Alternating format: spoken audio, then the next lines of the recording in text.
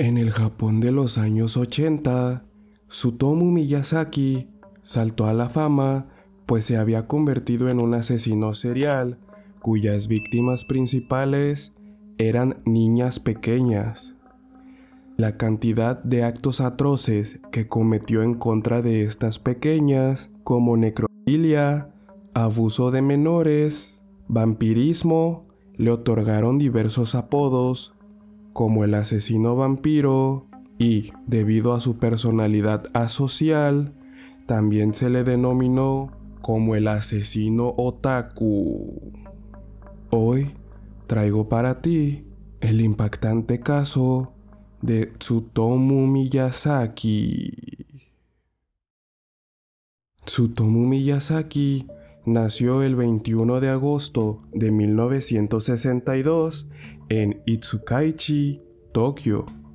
Hijo de una familia adinerada, nació prematuro y tenía un raro defecto congénito que hacía que las articulaciones de sus manos se fusionaran, impidiéndole así poder doblar las muñecas hacia arriba. La familia de Miyazaki era muy influyente en Itsukaichi, pues su padre era dueño de un periódico de distribución local. Debido a que sus padres estaban ocupados, fue criado principalmente por su abuelo y un hombre con discapacidad intelectual que la familia contrató como niñero. Miyazaki fue condenado a sufrir de bullying cuando asistió a la escuela primaria debido a su deformidad y, en consecuencia, desarrolló una actitud reservada. Miyazaki encontraría refugio en los cómics y mangas. Fue ahí cuando comenzó a desarrollar un gusto particular por el género gore, el slasher e incluso temáticas de manga donde se involucraban menores de edad. Miyazaki era considerado como un chico inteligente, pues incluso llegó a alcanzar la calificación más alta entre todos los jóvenes que hicieron el examen de ingreso a la escuela preparatoria Meidai Nakano. Se tiene conocimiento que durante 3 años el joven dedicó 2 horas diarias al estudio. No obstante, sus calificaciones comenzaron a decaer, así como su interés en el estudio, por lo que en vez de dedicarse a estudiar, se interesó en dibujar cómics. De acuerdo al testimonio de un compañero de secundaria, Miyazaki padecía un complejo de miembro pequeño que le impedía entablar una relación con alguna mujer. Sin embargo, su líbido era elevado a tal punto que aprovechaba los partidos de tenis de la universidad para fotografiar la entrepierna de las jugadoras y utilizar dichas fotografías para complacerse a él mismo. Además, prácticamente era adicto a la pornografía. De este modo, en 1984, cansado de consumir pornografía para adultos, comenzó a consumir pornografía infantil. Debido a que Miyazaki poseía un alto conocimiento del idioma inglés, planeaba ingresar a la Universidad de Meiji, pero tras dar su examen de ingreso, quedó entre los últimos puestos de los postulantes, por lo que desistió de la universidad y optó por estudiar fotografía. Tras graduarse en 1983 como técnico en fotografía, esto le garantizó el ingreso a una imprenta de un conocido de su padre. A mediados de la década de 1980, Miyazaki regresó a casa de sus padres en Itsukaichi, compartiendo habitación con su hermana mayor. Aunque su familia era muy influyente en Itsukaichi, no expresó ningún deseo en hacerse cargo del negocio familiar.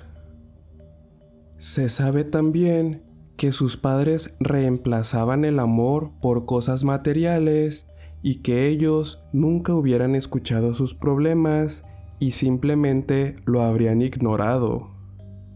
Tras su arresto, Miyazaki declaró que incluso en esta etapa comenzó a considerar quitarse su propia vida.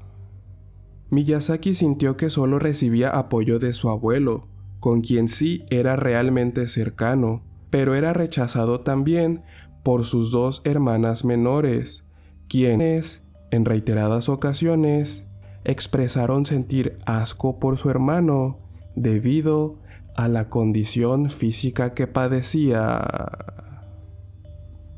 En mayo de 1988, el abuelo de Miyazaki murió, lo que sirvió para profundizar su depresión y aislarlo aún más.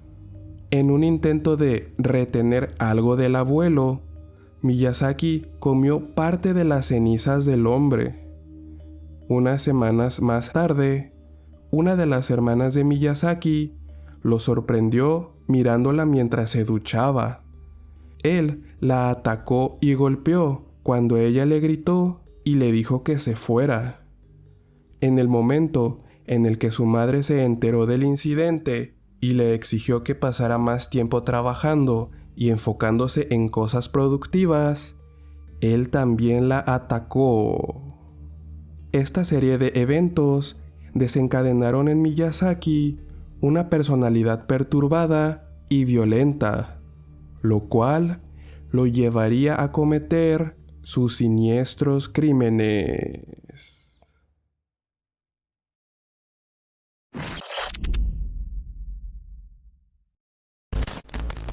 El 22 de agosto de 1988, un día después del cumpleaños número 26 de Miyazaki, Mari Kono, de 4 años, desapareció mientras jugaba en casa de un amigo. Miyazaki había llevado a Kono a su Nissan Langley de color negro. Luego condujo hacia el oeste de Tokio y estacionó el auto debajo de un puente en una zona boscosa. Allí se sentó junto a Kono durante media hora antes de asesinarla y abusar sexualmente de su cadáver. Arrojó su cuerpo en las colinas cercanas a su casa. Se fue con la ropa de la menor. Luego dejó que el cuerpo se descompusiera antes de regresar para quitarle las manos y los pies, que posteriormente guardaría en su armario. Miyazaki quemó los huesos restantes de Kono en su horno, los trituró hasta convertirlos en polvo y se los envió a su familia en una caja junto con varios de sus dientes, fotografías de su ropa y una postal que decía: Mari, huesos, cremados, investigar, probar. Las manos y los pies de Kono serían encontrados en el armario del hombre después de su arresto casi un año después. El 3 de octubre de 1998, Miyazaki secuestró a Masami Yoshizawa, de 7 años, después de verla mientras conducía por un camino rural. Le había ofrecido llevar a Yoshizawa, lo cual ella aceptó. Luego la llevó al mismo lugar donde había asesinado a Kono. Asesinó a Yoshizawa, participó en actos sexuales con su cadáver y se llevó su ropa al momento de irse. 2 meses después, el 12 de diciembre de 1988, secuestró a Erika Namba, de 4 años, cuando regresaba de la casa de un amigo.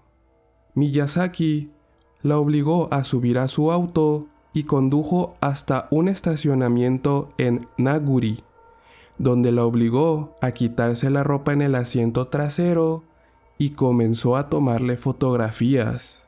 Mató a la pequeña, le ató las manos y los pies a la espalda, La cubrió con una sábana y colocó su cuerpo en el maletero del auto.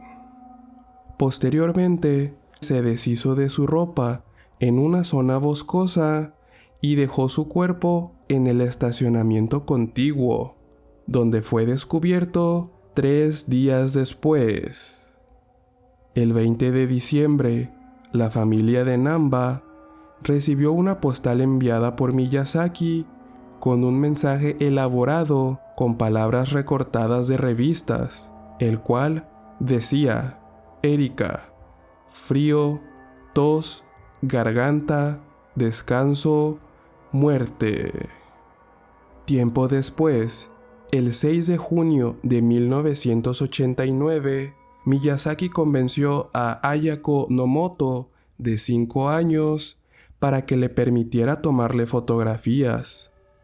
Después, llevó a Nomoto a su auto y la asesinó. Cubrió su cadáver con una sábana y la colocó en su baúl. Miyazaki llevó el cadáver a su apartamento y pasó los siguientes 2 días realizando actos sexuales con el cuerpo, tomando fotografías y videos de los restos en varias posiciones, y cuando el cadáver de Nomoto comenzó a descomponerse, Miyazaki lo desmembró, abandonando su torso en un cementerio y la cabeza en colinas cercanas. Él mantuvo las manos de la pequeña, bebiendo su sangre, e incluso llegó a comer partes de la carne de estas. Temiendo que la policía encontrara las partes del cuerpo de Nomoto, Miyazaki regresó al cementerio y a las colinas 2 semanas después y llevó los restos a su apartamento, donde los escondería en su armario. El 23 de julio de 1989, Miyazaki vio a 2 hermanas jugando en un parque en Hachioji y logró separar a la menor de las hermanas de la mayor, que se quedó atrás. Estaba tomando fotografías de la pequeña, a quien había convencido de que se desnudara, cuando fue atrapado por el padre de esta. El hombre atacó a Miyazaki, pero no pudo retenerlo. Después de huir a pie, Miyazaki finalmente regresó al parque para recuperar su auto, tras lo cual fue arrestado por la policía en respuesta a una llamada del padre. Las investigaciones posteriores en su apartamento de 2 habitaciones dio como resultado que se decomisaran más de 5,000 cintas de video, algunas de las cuales contenían películas de anime y slasher. Entre ellos, había imágenes de video y fotografías de sus víctimas. Miyazaki, que mantuvo una conducta perpetuamente tranquila y serena durante el juicio, pareció indiferente a su captura. Los medios japoneses apodaron a Miyazaki como el asesino otaku en referencia a esta cultura japonesa, pues Miyazaki era un fanático asiduo de la animación nipona, específicamente los géneros en donde se involucraban niñas pequeñas. Sus asesinatos causaron pánico moral contra esta cultura y crearon especulaciones de que el anime y las películas de terror lo habían convertido en un asesino. Varios periódicos afirmaron que Miyazaki se había retirado a un mundo de fantasía en el manga como resultado de su educación descuidada. El juicio de Miyazaki comenzó el 30 de marzo de 1990. A menudo, hablando sin sentido, culpó de sus acciones al hombre rata, un alter ego que, según él, lo obligó a matar. Pasó un tiempo durante el juicio dibujando al hombre rata en forma de caricatura. El juicio de 7 años se centró en el estado mental de Miyazaki en el momento de los asesinatos.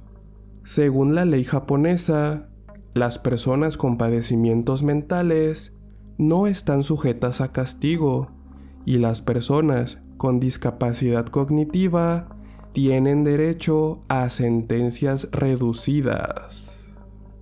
Un equipo de psiquiatras determinó que tenía una discapacidad cognitiva, mientras que otro equipo concluyó que era esquizofrénico y un tercero declaró que tenía un trastorno de personalidad múltiple. Y a su vez declaró que, aunque Miyazaki sufriera de este trastorno, todavía era capaz de asumir la responsabilidad de sus actos. El Tribunal de Distrito de Tokio consideró que Miyazaki era consciente de la magnitud y las consecuencias de sus crímenes y, por lo tanto, fue declarado culpable. Fue condenado a muerte el 14 de abril de 1997. Sin embargo, como el juicio de Miyazaki tomaría varios años, su sentencia de muerte fue confirmada por el Tribunal Superior de Tokio en junio de 2001 y por la Corte Suprema de Justicia hasta el 17 de enero de 2006. Se especula que como Miyazaki no sentía ningún tipo de remordimiento ni cargo de conciencia, inclusive había declarado que sus asesinatos en serie solo habían sido un acto de benevolencia para estas niñas. Eventualmente, el ministro de Justicia, Kunio Hatoyama, firmó la sentencia de muerte contra este hombre el 17 de junio de 2008, siendo ese mismo día ahorcado en el centro de detención de Tokio. Hemos llegado al final de este caso, el cual, además de impactante y grotesco, muestra cómo un hombre que sufrió burlas e insultos desde pequeño desarrolló una actitud criminal al crecer, lo cual lo llevaría a cometer esta cantidad de actos tan terribles. Ha sido todo por hoy. Yo me despido. Esto fue Terror al máximo.